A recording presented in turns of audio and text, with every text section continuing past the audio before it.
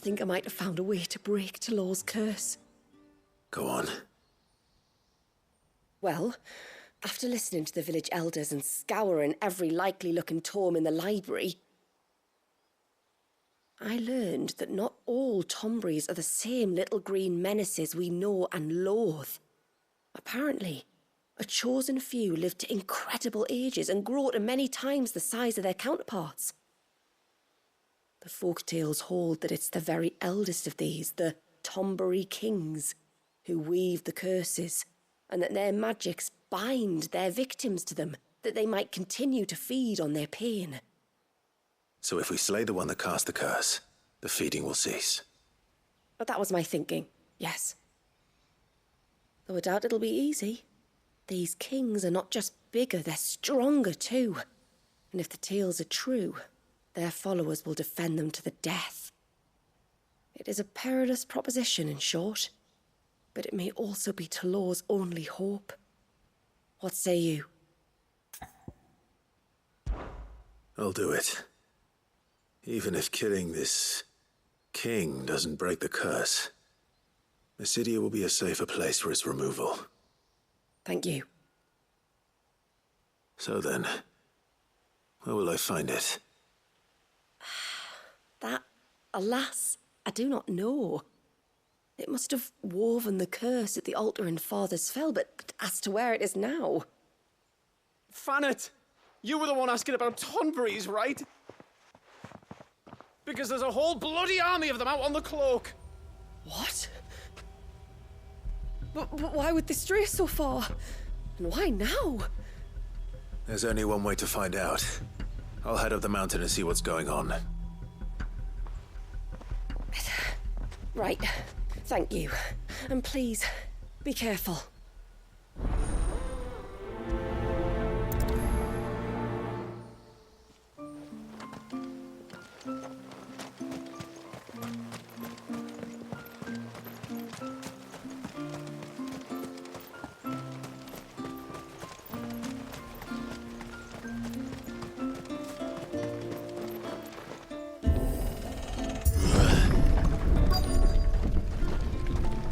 Found her. They're almost at the gate. But they won't be coming any closer.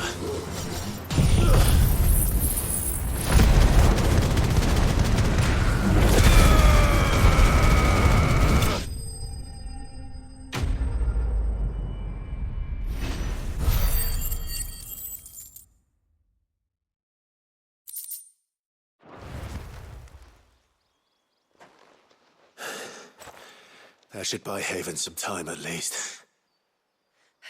Clive, are you all right? Fine.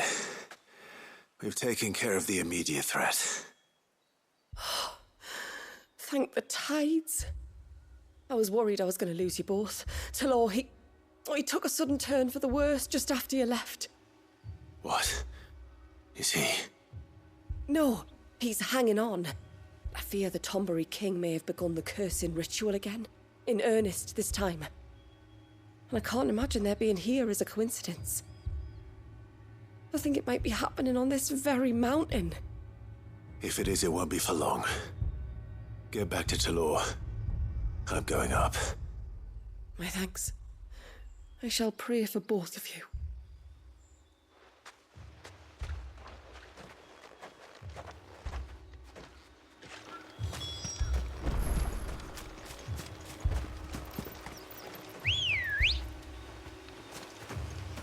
Ready, go? Fly, Ambrosia. More of them. Come on, then. I crave an audience with your king.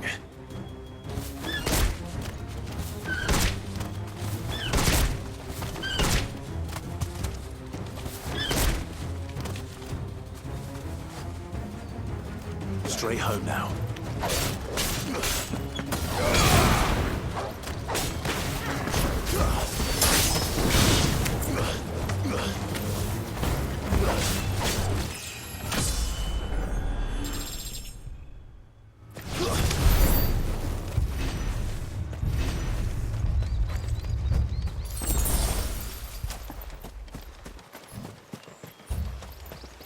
forward. Bravo! Very well.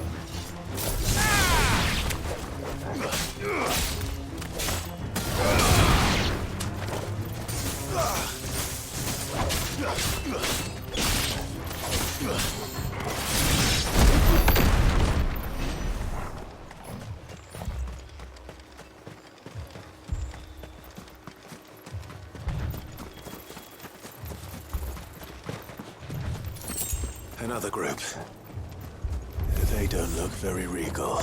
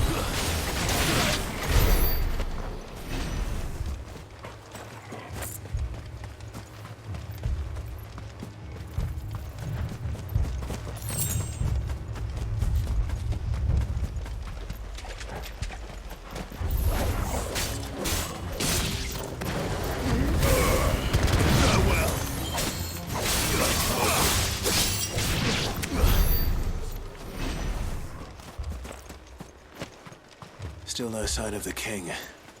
Could Fanit have been wrong?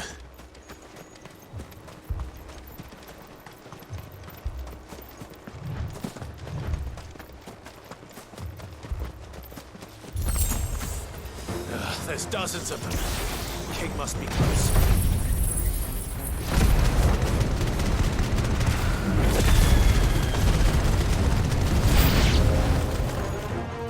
Now that's a lot of Tonberries.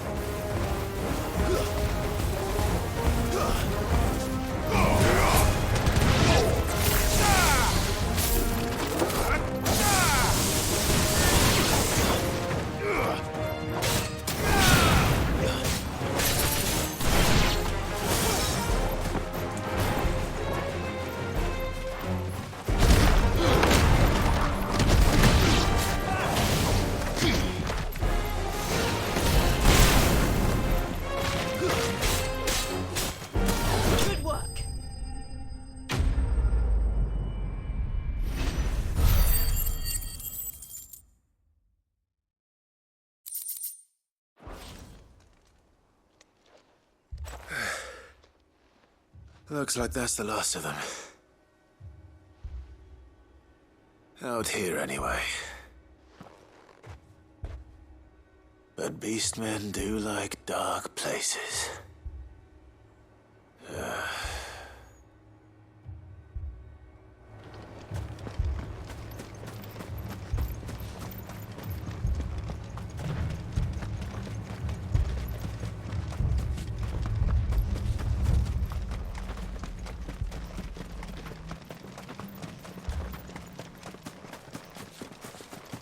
Well, I'll be damned.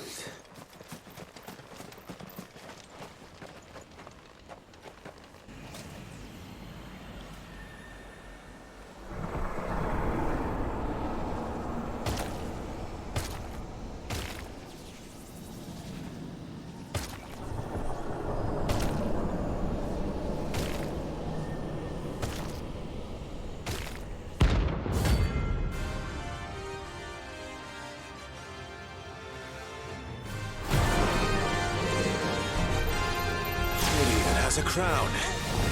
Sorry, Your Majesty, but your reign ends here.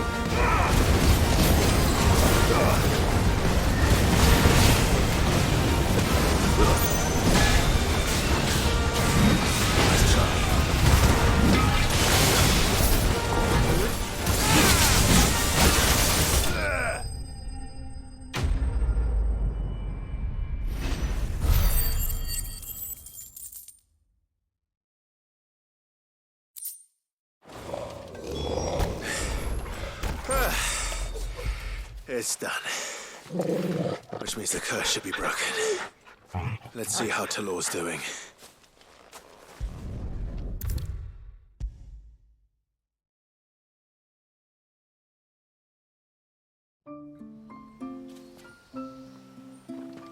Clive! Is it done then? It is. I was going to ask if there had been any change in Talor's condition, but judging by that smile on your face, I think I already know the answer. You do? Talor! He's back!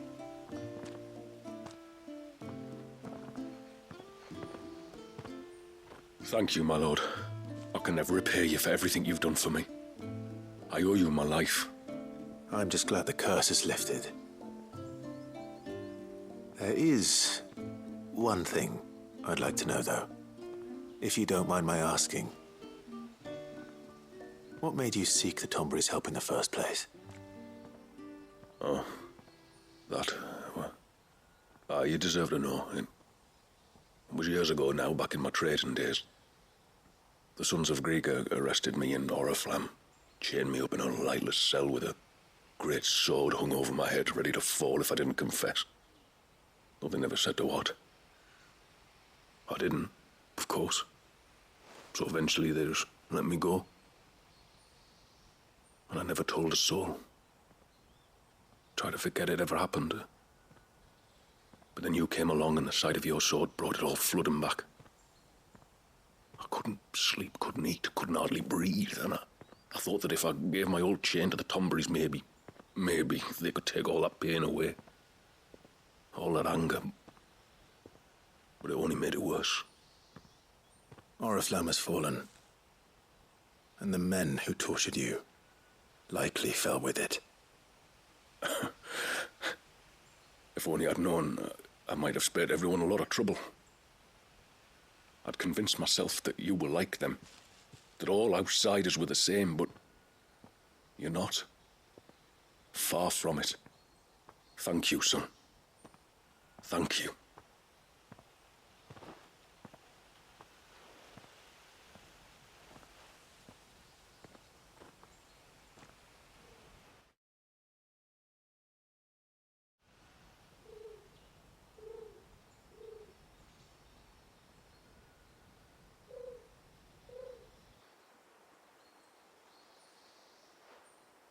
Clive, there's something I need to tell you.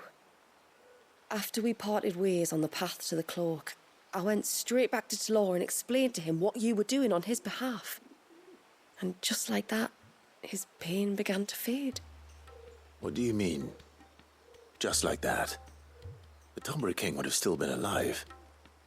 I had to contend with dozens of his minions before I found him. Then perhaps one of them warned him of your coming and he broke off his ritual. Or perhaps knowing that an outsider was fighting for him was what lifted the weight from Talor's heart. I know from experience that many illnesses are not wholly physical, but of the spirit, at least in part. Was there ever really a curse then? Or was Talor simply suffering from the pain of his memories? And the guilt of what he'd done? For all the difference it makes. I suppose we'll never know. Maybe not. But this much I do know. It was your strength and your selflessness that healed his heart in the end. I'll be sure to tell my healer friend when I get home.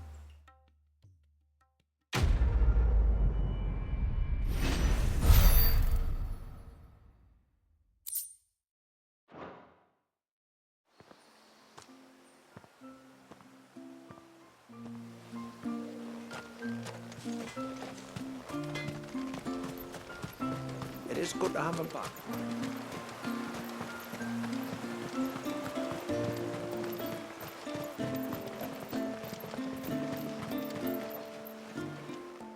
You wouldn't happen to have some time on your hands, would you, Clive? Only I was wondering if you might help me with something else. Don't tell me. Another unruly dominant. Not quite, but a dangerous foe nonetheless. It promises to be quite a hunt. Care to join me? All right. Tell me about our quarry. A fiendish, cold-blooded beast known as a Givra. Normally, we leave such animals well alone, and for good reason. But I have an even better reason to want its tongue. Its tongue. If you'll permit me, tributary, I can explain. Certainly, Yamila. It's been over a week since me sister gave birth to her first child, yet she still isn't back on her feet. We've tried everything to restore her spirits, physics and nostrums, the laying on of hands and of leeches, but all to no avail. The healers tell me there's only one hope left. A broth as potent as its ingredients are perilous to procure. It isn't only Yamila's sister who stands to benefit from this, by the way. There's her baby to think of, and Walyas, too. She'd agreed to be his wet nurse, you see. I'd be glad to help. Thank you. Our hunters have no shortage of skill, but this task calls for more than that. And it won't be achieved through weight of numbers either. The Givra is as wary a foe as it is a deadly one. 2 hunters might catch it unawares, but any more than that, and it would pick up our scent a league away. Then it is decided. The 2 of you will go, while Jill and I occupy ourselves here. Perhaps we might help prepare the broth. That would be most kind of you. Come then, Clive. The river of time flows fast, and so must we. There's a Givra that has claimed the ruins at the foot of the mountain as its hunting ground. But as I say, they are wary creatures. We'll need suitable bait to draw it out. The flesh of a forest ibex should suffice. To the forest, then.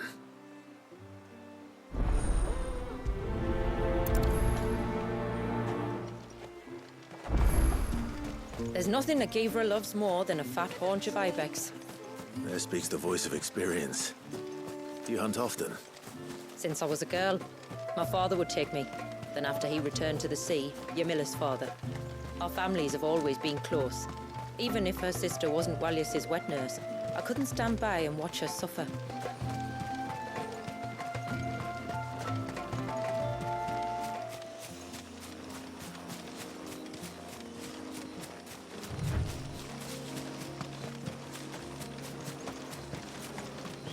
Where will we find them? Further in.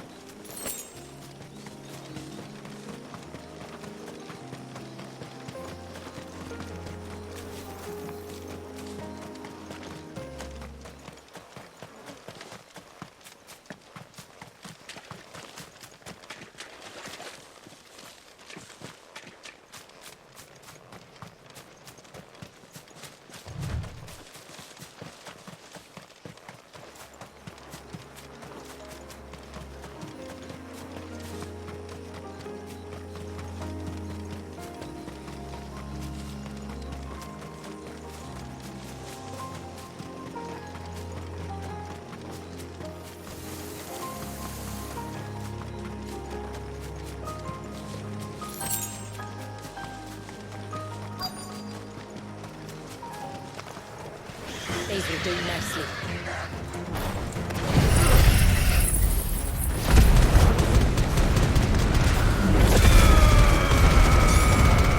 Won't be the last!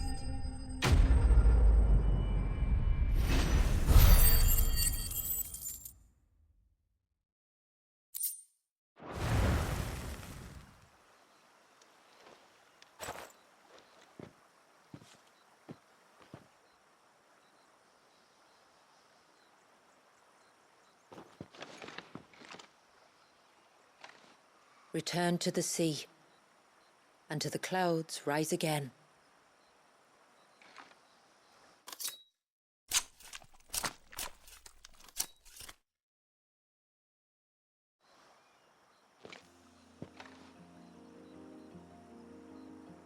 We have our bait then. What next? Next, we pay a visit to the Dark Gate to pick some local weed. It'll help disguise our scent.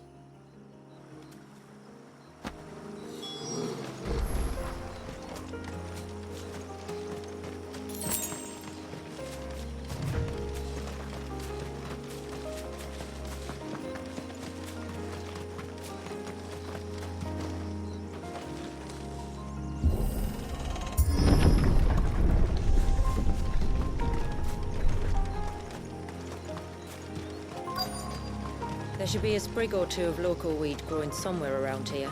Look for the golden leaves.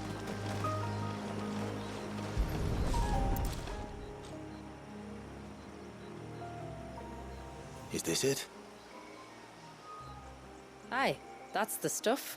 Crush the leaves between your fingertips and rub them on your clothes. If you insist.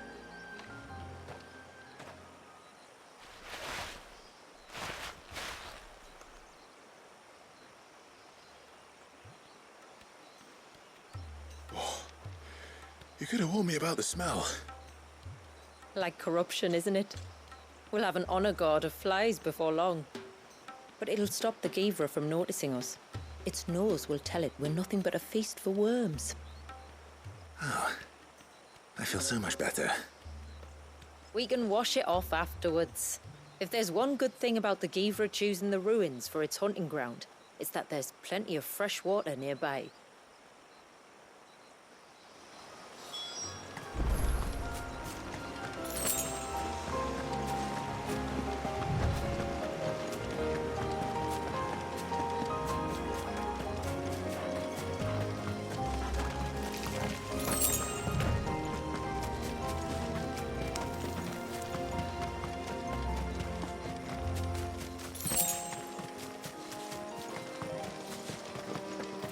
Where should we lay the bait?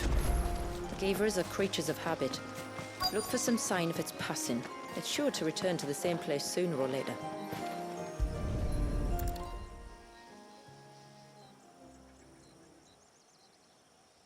Marking its territory. Something was. A curl, maybe.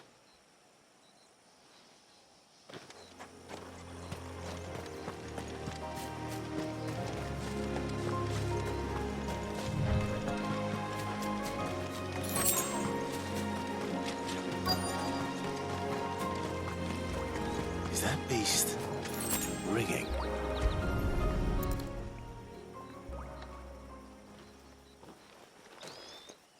Tracks.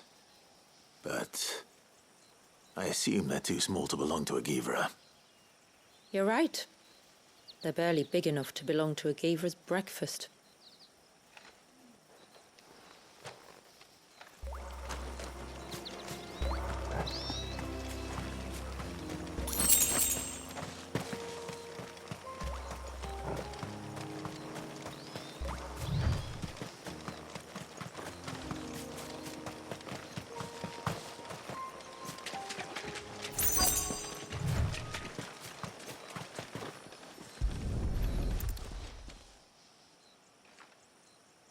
A fresh kill.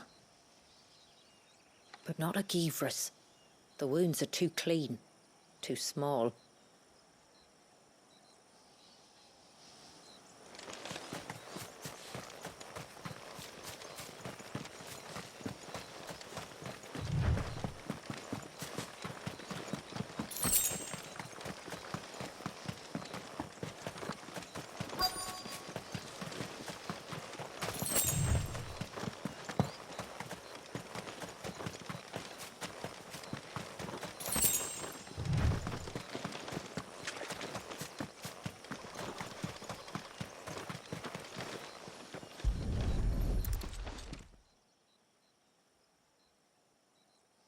These look like a predator's tracks. You can clearly make out the claws. And not just any claws. These belonged to a Givra. There's no mistaking them. We'll lay the bait here. Let's hope our friend is hungry.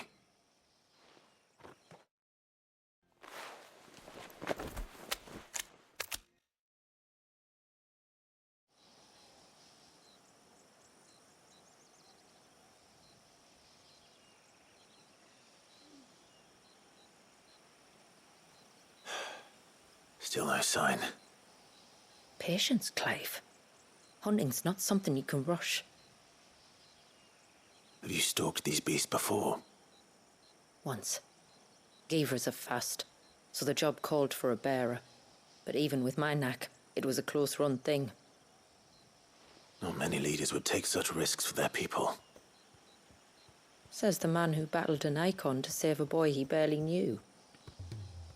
It is the way of the moats of water to use what gifts we've been given for the good of all. And I gather it's your way too.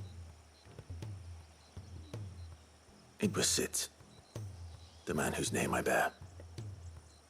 He fought for his people and their future with every fiber of his being. I'm just following in his footsteps. In many ways, you remind me of him. Me? You're confusing daring with desperation.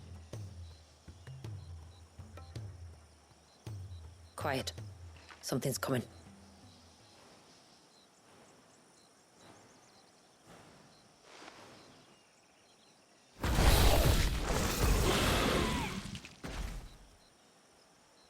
Our guest has finally arrived. Shall we greet him? It'd be rude not to.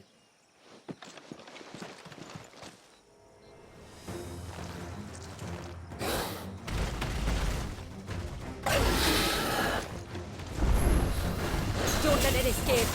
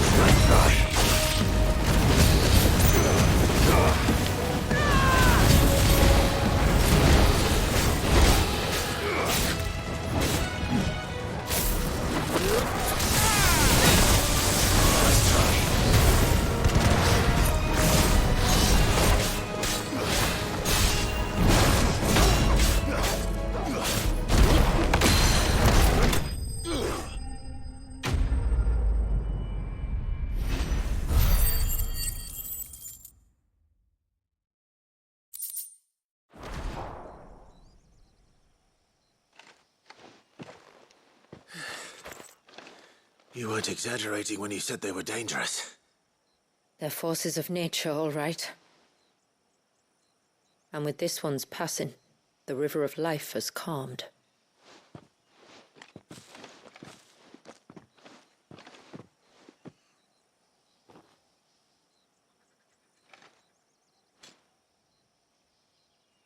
O roaring torrent, son of storms, may your spirit run free in the open ocean.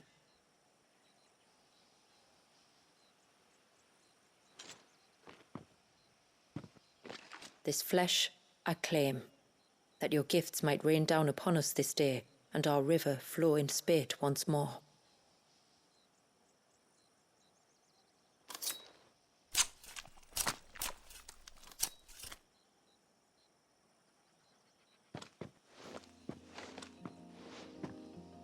Well then, let's return to the village. We must get this tongue to your miller before it spoils.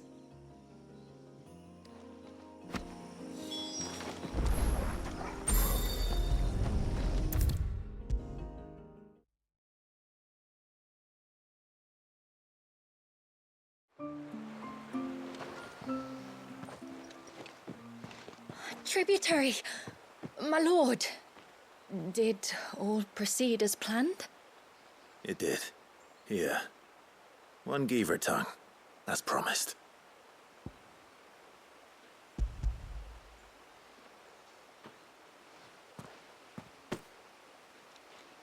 Oh, thank you. I shall add it to the broth at once. By your leave, tributary. If there is anything else that we can do to help, you need only ask. No, no. You've already done more for my family than I can ever repay.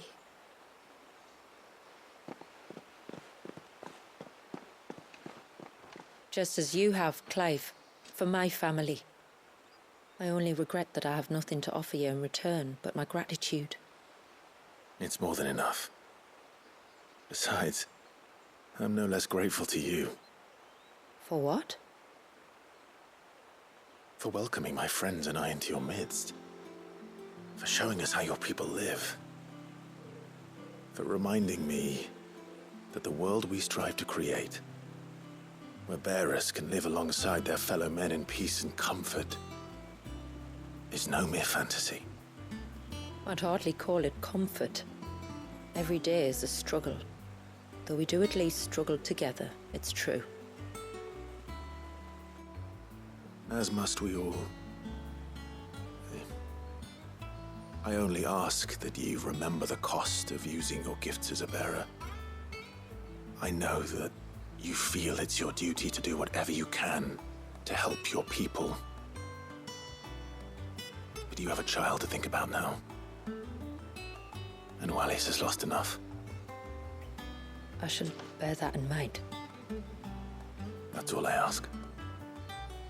Oh, and if there is anything else that we can do to help, well, you know. Thank you.